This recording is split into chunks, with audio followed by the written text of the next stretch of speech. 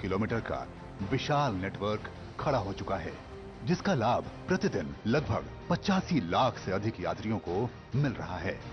यही नहीं, आज 27 शहरों में 1016 किलोमीटर नेटवर्क का निर्माण कार्य भी प्रगति पर है।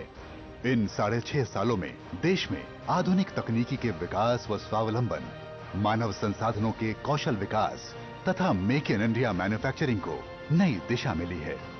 अब मेट्रो के कोच देश में डिजाइन व मैन्युफैक्चर ही नहीं हो रहे, बल्कि निर्यात भी हो रहे हैं।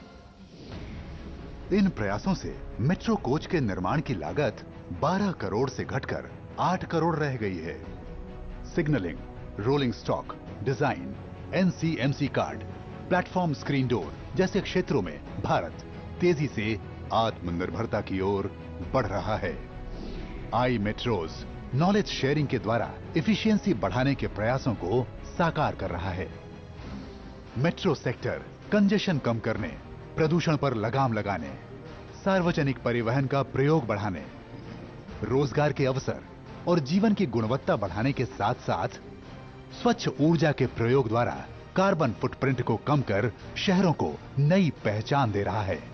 शहरी विकास को दिशा देने, लागत कम करने, निजी क्षेत्र की भागीदारी बढ़ाने, फंडिंग के नए स्रोत विकसित करने, अधिक शहरों और अधिक नागरिकों तक मेट्रो का लाभ पहुंचाने के लिए रेगुलेटरी फ्रेमवर्क में परिवर्तन कर नई मेट्रो पॉलिसी, टेक्नोलॉजी का स्टैंडर्डाइजेशन, एलिजिबिलिटी क्राइटेरिया में एकरूपता तथा कॉस्ट बेंचमार्किंग जैसे महत्वपूर्ण कदम उठाए गए हैं और नए मेट्रो बिल को आकार दिया जा रहा है। घनी आबादी वाले बहुनगरीय क्षेत्रों को जोड़ने हेतु रीजनल रैपिड ट्रांजिट सिस्टम, कम आबादी वाले नगरों हेतु कम कीमत के मेट्रो लाइट, मेट्रो नियो तथा वाटर मेट्रो जैसे नए विकल्प सेक्टर को नए आयाम दे रहे हैं। राष्ट्र की स्वाधीनता के 75वें वर्ष में 1 करोड़ से अधिक यात्री प्रतिदिन 1000 किलोमीटर से अधिक मेट्रो नेटवर्क का लाभ उठा रहे होंगे। समग्र, सतत तथा संतुलित विकास को बढ़ावा देते हुए मेट्रो सेक्टर नए अवसरों व नई संभावनाओं के द्वार खोलकर नए भारत के निर्माण में अपनी भूमिका निभा रहा है।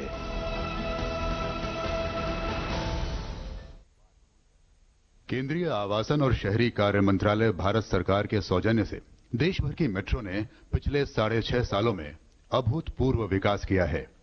दिल्ली मेट्रो में ड्राइवरलेस मेट्रो की शुरुआत इसी कड़ी में एक और महत्वपूर्ण कदम है। आइए ड्राइवरलेस मेट्रो की विशेषताओं पर एक शॉर्ट फिल्म देखते हैं। आज दिल्ली मेट्रो दुनिया के उस 7% प्रतिष्ठित मेट्रो नेटवर्क की श्रेणी में शामिल होने जा रही है, जहां बगैर ड्राइवर के ट्रेनें संचालित हो रही हैं।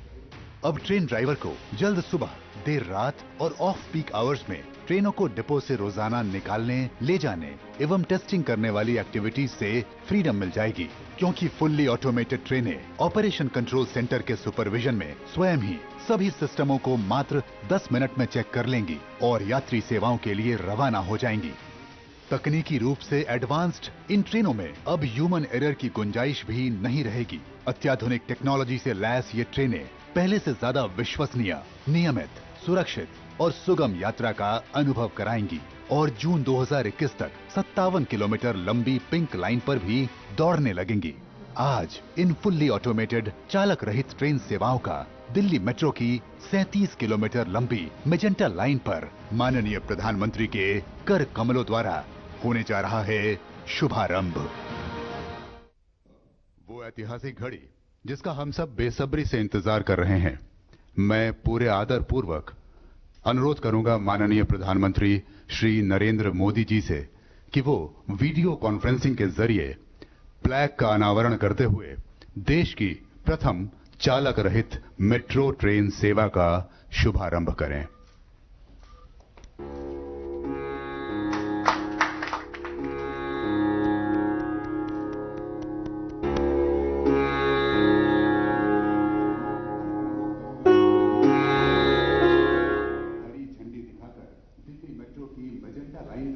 जसोला विहार शाहीन बाग मेट्रो स्टेशन पर खड़ी प्रथम चालक रहित ट्रेन को रवाना करें।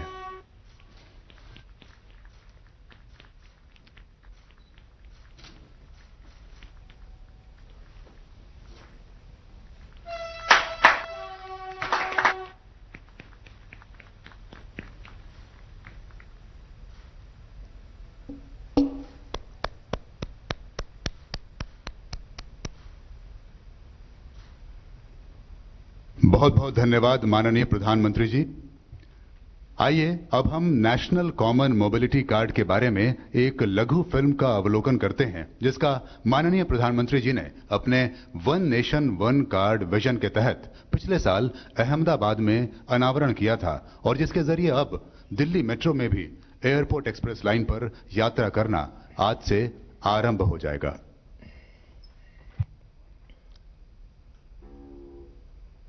आत्मनिर्भर भारत के अंतर्गत पहली बार पूर्ण रूप से देश में ही विकसित और tested national common mobility card का दिल्ली मेट्रो की एयरपोर्ट एक्सप्रेस लाइन पर आज से शुभारंभ होने जा रहा है। ये कार्ड देशवासियों को मेट्रो में यात्रा, बैंकिंग, शॉपिंग इत्यादि के रूप में एक कंप्लीट फ्रीडम की सौगात देने जा रहा है। माननीय प्रधानमंत्री श्री नरेंद्र मोदी के vision one nation one card को साकार करते हुए वर्तमान में 23 बैंकों द्वारा 1.1 करोड़ से भी अधिक लोगों को जारी ये कार्ड देश के किसी भी कोने से दिल्ली आने पर न केवल इस लाइन पर यात्रा के लिए इस्तेमाल किया जा सकेगा, अपितु 2022 तक दिल्ली मेट्रो के लगभग 400 किलोमीटर नेटवर्क की बाकी सभी लाइनों पर भी यात्रा के लिए प्रयोग में लाया जा सकेगा। आज देश की सर्वप्रथम एनसीएमसी आधारित मेट्रो सेवा का दिल्ली मेट्रो की एयरपोर्ट एक्सप्रेस लाइन पर माननीय प्रधानमंत्री के कर कमलों द्वारा होने जा रहा है शुभारंभ। माननीय प्रधानमंत्री के कर कमलों द्वारा होने जा रहा है शुभारंभ।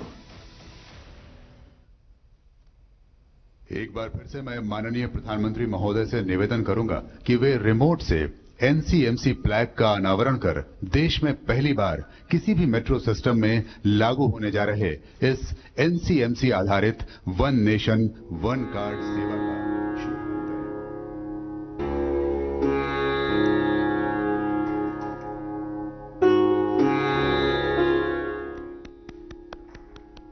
बहुत बहुत आभार माननीय प्रधानमंत्री महोदय।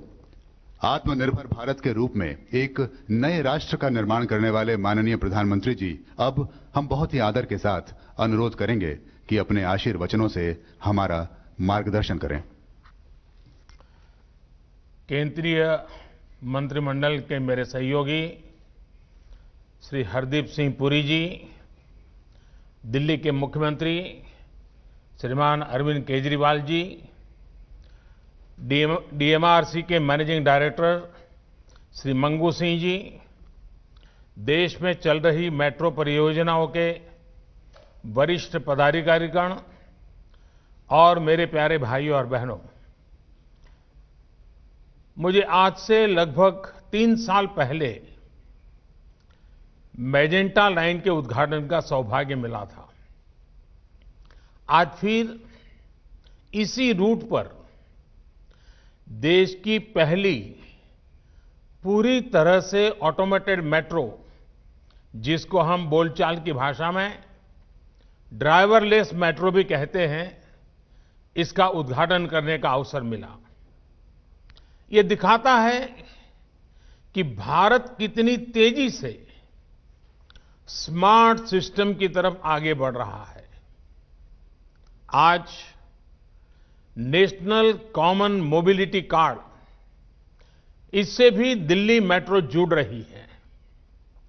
पिछले साल अहमदाबाद से इसकी शुरुआत हुई थी। आज इसका विस्तार दिल्ली मेट्रो की एयरपोर्ट एक्सप्रेस लाइन में हो रहा है।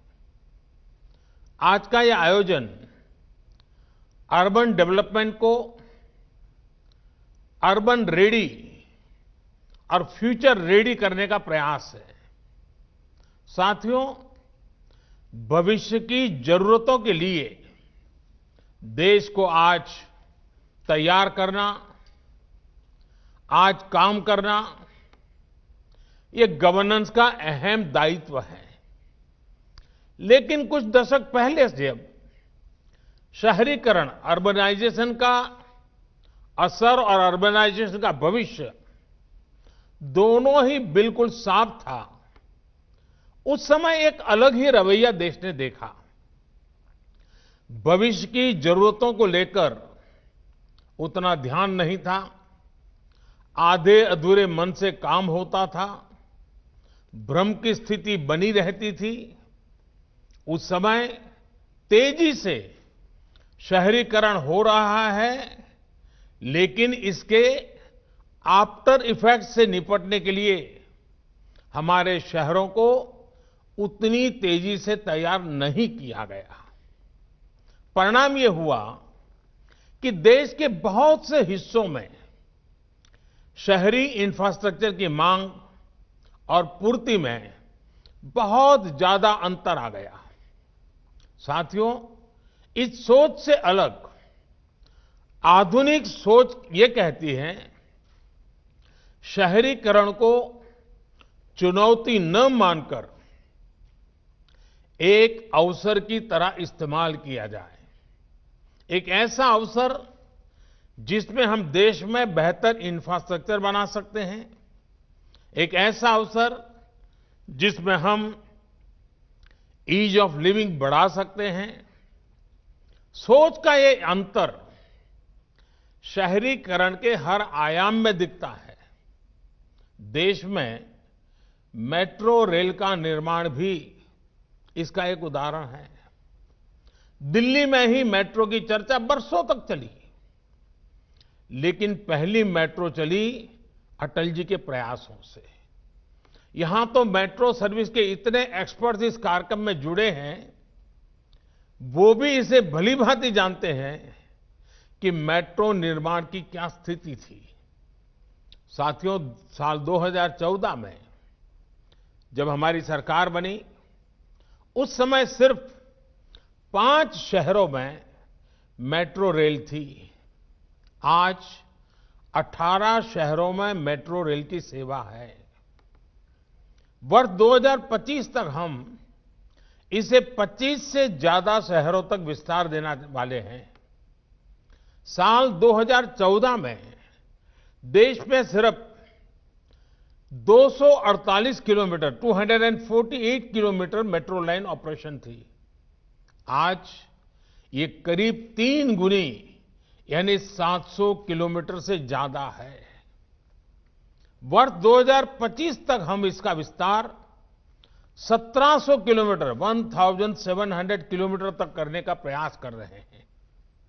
साल 2014 में मेट्रो पर सवारी करने वालों की संख्या 17 लाख प्रतिदिन थी। अब यह संख्या 5 गुना बढ़ गई है। अब 85 लाख लोग हर दिन मेट्रो से सवारी करते हैं। याद रखिए, ये सिर्फ आंकड़े नहीं हैं, ये करोड़ों भारतीयों के जीवन में आ रही ईज ऑफ लिविंग के प्रमाण है। ये सिर्फ ईंट, पत्थर, कंक्रीट और लोहे से बने इंफ्रास्ट्रक्चर नहीं, बल्कि ये देश के नागरिकों, देश के मिडिल क्लास की आकांक्षा पूरा होने के साक्ष्य हैं। साथियों, आखिर ये परिवर्तन, ये बदलाव आया कैसे? ब्यूरोक्रेसी वही है, लोग वही हैं, फिर कैसे इतना तेज काम हुआ? इसकी वजह यही रही कि हमने शहरीकरण को चुनौती नहीं बल्कि अवसर के रूप में देखा। हमारे देश में पहले कभी मेट्रो को लेकर कोई नीति ही नहीं थी। कोई नेता कहीं वायदा कराता था, कोई सरकार किसी को संतुष्ट करने के लिए मेट्रो का ऐलान कर देती थी। हमारी सरकार ने इस एडहोकिज्म से बाहर आकर के मेट्रो के संबंध में पॉलिसी भी बनाई और उसे चौतरफा रणनीति के साथ लागू भी किया। हमने जोर दिया स्थानीय मांग के हिसाब से काम करने पर। हमने जोर दिया स्थानीय मानकों को बढ़ावा देने पर। हमने जोर दिया मेक इन इंडिया के ज्यादा से ज्यादा विस्तार पर। हमने जोर दिया आधुनिक टेक्नोलॉजी के उपयोग पर। साथियों, आप में से अधिकांश लोग ये जानते हैं कि देश के अलग अलग शहरों की अलग अलग आवश्यकताएं, अलग अलग आकांक्षाएं और अलग अलग चुनौतियां होती हैं। अगर हम एक ही फिक्स मॉडल बनाकर मेट्रो रेल का संचालन करते तो तेजी से विस्तार संभव ही नहीं था। हमने ध्यान दिया कि मेट्रो का विस्तार, ट्रांसपोर्ट के आधुनिक तौर तरीकों का इस्तेमाल शहर के लोगों की जरूरतों और वहां की प्रोफेशनल लाइफस्टाइल के हिसाब से ही होना चाहिए। यही वजह है कि अलग अलग शहरों में अलग अलग तरह ही अलग अलग प्रकार की मेट्रो रेल पर काम हो रहा है। मैं आपको कुछ उदाहरण देता हूं। आरआरटीएस यानी regional rapid transit system, Delhi Meerut RRTS का शानदार मॉडल दिल्ली और मेरठ की दूरी को घटाकर 1 घंटे से भी कम कर देगा। मेट्रो लाइट उन शहरों में जहां यात्री संख्या कम है, वहां मेट्रो लाइट वर्जन पर काम हो रहा है। ये सामान्य मेट्रो की 40% लागत से ही तैयार हो जाती है। मेट्रो नियो, जिन शहरों में सवारियां और भी कम हैं, वहां पर मेट्रो नियो पर काम हो रहा है। ये सामान्य मेट्रो की 25% लागत से ही तैयार हो जाती है। इसी तरह है वाटर मेट्रो। ये भी आउट ऑफ द बॉक्स सोच का उदाहरण है। जिन शहरों में बड़ी वाटर बॉडी हैं, वहां के लिए अब वाटर मेट्रो पर काम किया जा रहा है।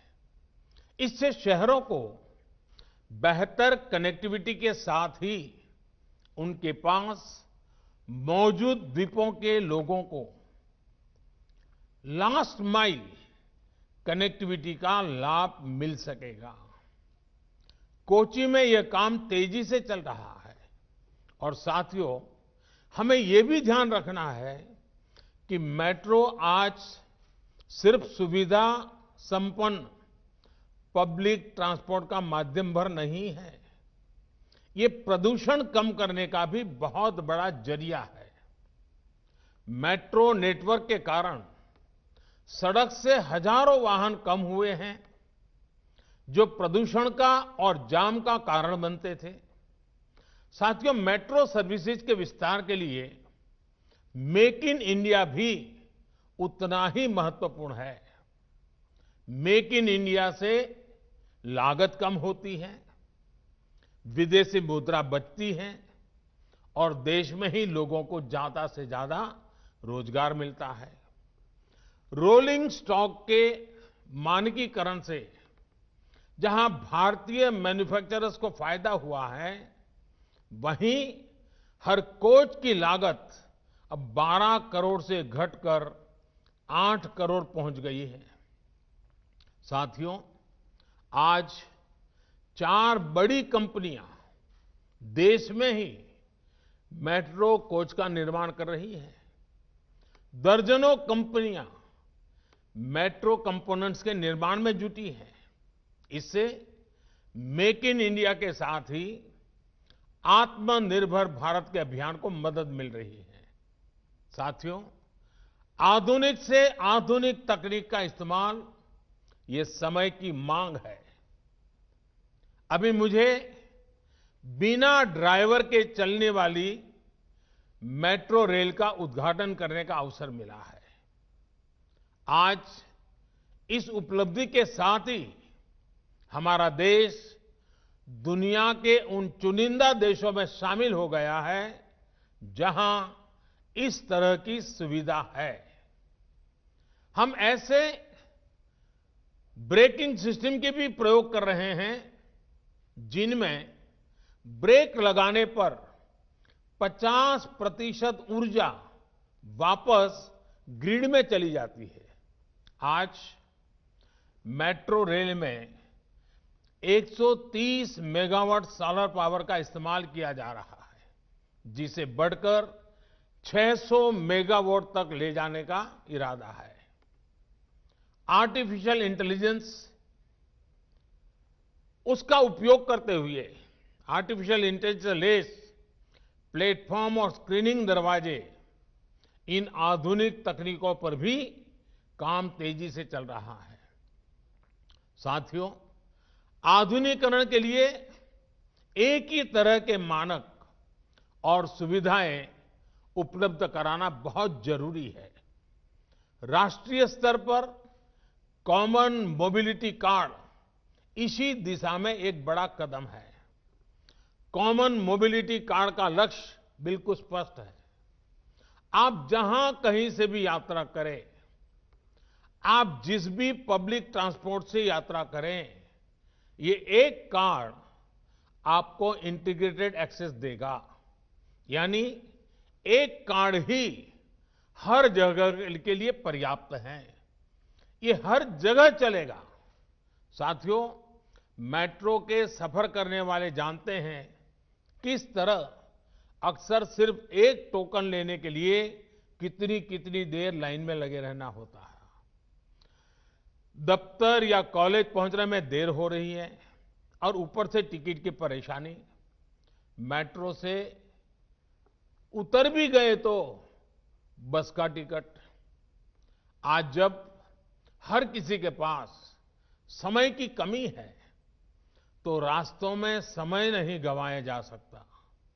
एक जगह से दूसरी जगह जाने के लिए ऐसी दिक्कतें अब देश के लोगों के सामने रुकावट न बने, हम इस दिशा में काम कर रहे हैं।